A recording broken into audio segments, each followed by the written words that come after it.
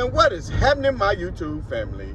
Of course, it is your boy B New. I'm coming at you on this Thursday. And first and foremost, as always, want to send out positive vibrations and blessings to anybody who could be listening. Now, with all that being said, we all know that the Los Angeles Lakers were in action on yesterday, taking on none other than the OKC Thunder. And yesterday, I came to you all with breaking news that Anthony Davis would not be partaking in the game, and he was sitting on the second night of the back-to-back. And I know there was articles and rumors swirling around the internet that Anthony Davis had re-injured the foot. But like I said on yesterday, Anthony Davis was just resting for the second night of a back-to-back because he didn't want to re-aggravate that injury, and he probably dealing with a little bit of soreness because both him and LeBron have been dealing with these foot injuries all season long.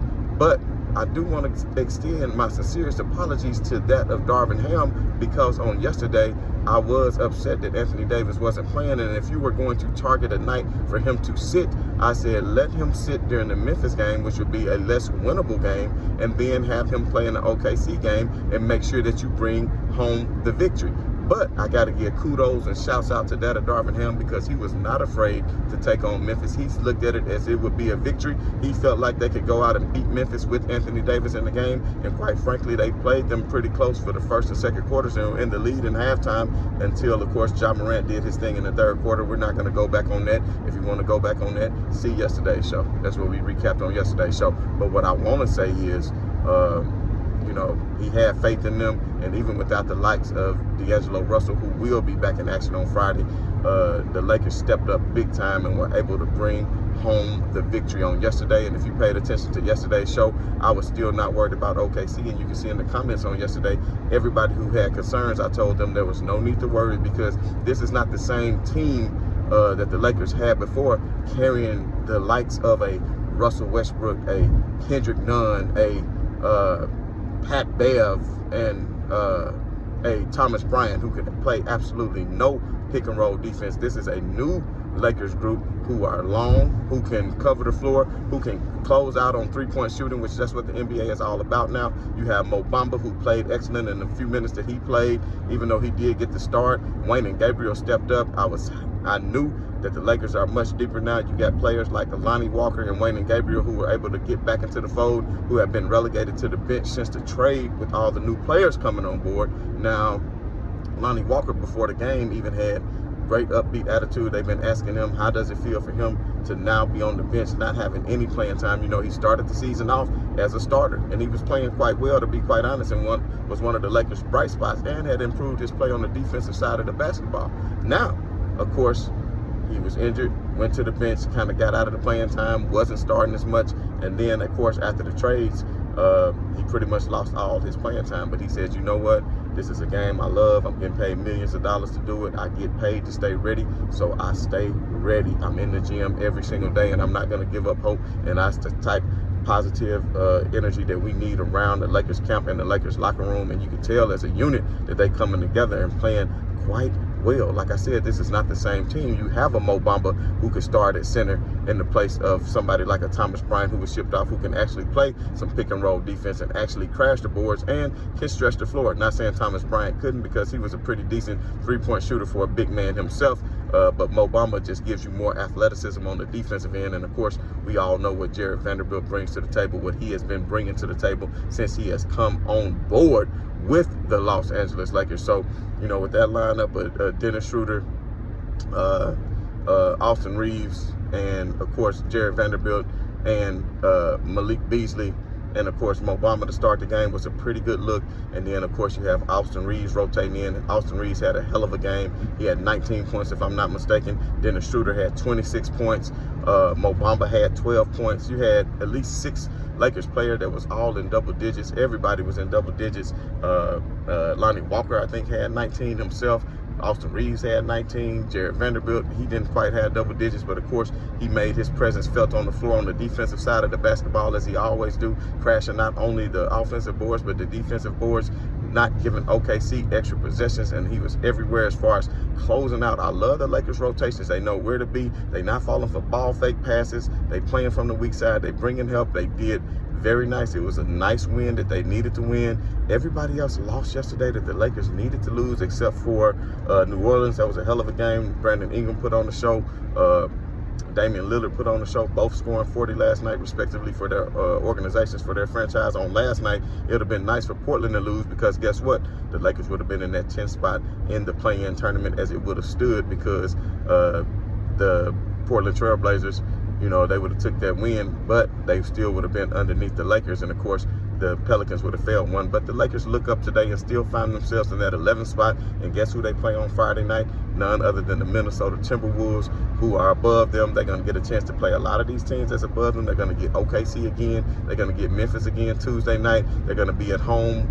AD is going to be back. I think they played pretty well the first time, and that was minus D'Angelo Russell. So hopefully this time they'll have D'Lo back in the fold, and I think that they can do some damage and just go on another win streak, baby. I'm telling you all right now, Utah Jazz, Minnesota Timberwolves, all these teams, Dallas is falling off.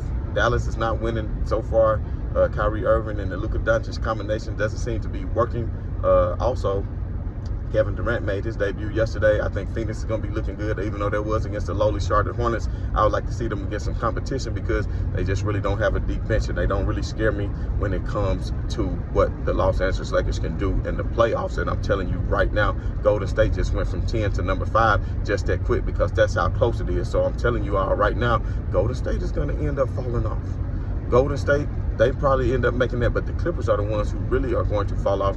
And notice, since they got Russell Westbrook, and no knock to Russell Westbrook, and I'm not blaming him for all of this, and I've only seen 2 of their games so far, but they have not won a game since the acquisition of Russell Westbrook.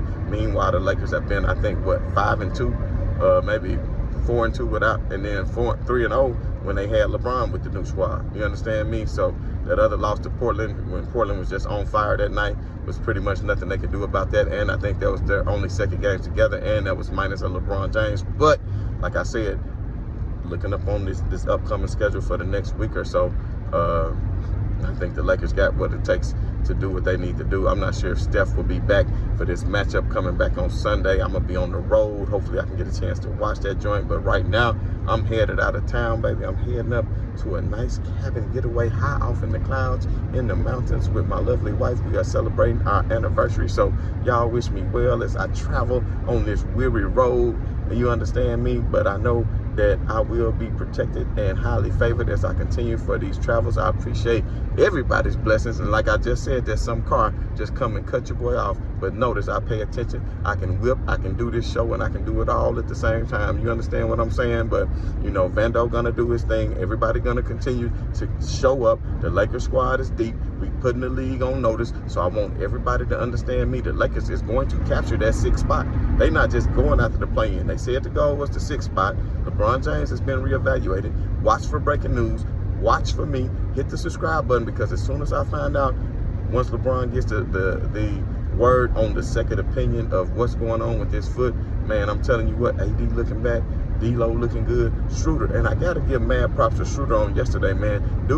I hate to say this, but dude needs to turn his ankle more often because that's the second time I can remember this season that he had a pretty bad ankle turn, but yet popped back up, went to the locker room, got that thing taped up, and still came back and played hard. Do you understand me? And then came and went off because he was like 0 for 5 before the ankle turn or 0 for 6 or something like that, and then he came back, man, and just started hitting them with that flex, and I'm telling you what, came out, he hit a couple threes, he was getting to the basket at will, and I really have to give him the game ball because he was forcing the issue at the end, continuing to get himself to the line, putting the referees in a precarious situation by and making them have to make a call by creating a contact on the defender and forcing the referees not to swallow the whistle, and of course getting to the line. I think he's top 10, maybe 6th or 7th in the league in free throw percentage. So when he goes to the line, it's not a whole lot of worries that he is going to miss it. So mad props out to Dennis Schroeder because he keep on shooting it. So mad love to him. You know, I want to continue to give props to the Lakers organization as far as Pelinka. Everybody thought that he had fell off, but I'm telling you what, Pelinka, man, you did good with these trade acquisitions, man. But I'm telling y'all what, these troopers are out in full effect. They pulling people over left and right. So your boy might want to get off here. And I just want to tell everybody, man, We will see y'all on tomorrow, maybe a pregame show or, of course, a postgame show. And if not, it'll be Saturday morning as we talk about what? Another Lakers victory against the Minnesota Timberwolves as we continue to seek this playoff spot. And I'm telling y'all right now, there's nobody in the West that scares me with this Lakers squad when fully healthy, because LeBron James, D'Angelo Russell, and Anthony Davis fully healthy. They can take out Phoenix. Nobody worried about Kevin Durant and no damn Devin Booker when you got a Vando. Because when it's Vando, it ain't nothing less than a Vando. You understand me? You understand me? And he gonna be blowing nothing less than a gram though. You understand me? Nah, y'all know I'm just playing. But anyway, man, peace and much love to everybody that I'm down with, everybody that I clown with. Y'all already know the scope. I know I apologize. I hadn't put the GOAT merchandise up yet. I've been busy. I got the design. It's nice.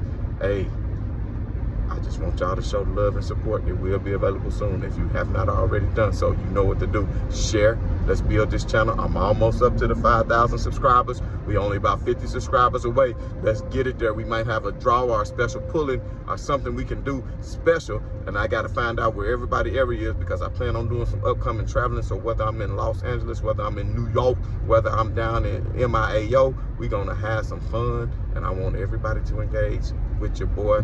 And like I said, these troopers is on the run out here, because y'all know it's Tuesdays and Thursdays. I don't know if y'all know about Tuesdays and Thursdays, but back in the day, Cash Money Millionaires, one of them boys from Nolens used to say, on Tuesdays and Thursdays, you better watch for the sweep. So let me get up off these streets, man. So like I said, hit that like, hit that share, hit that bell, hit that subscribe, right on to the real. Much love to these haters. Peace.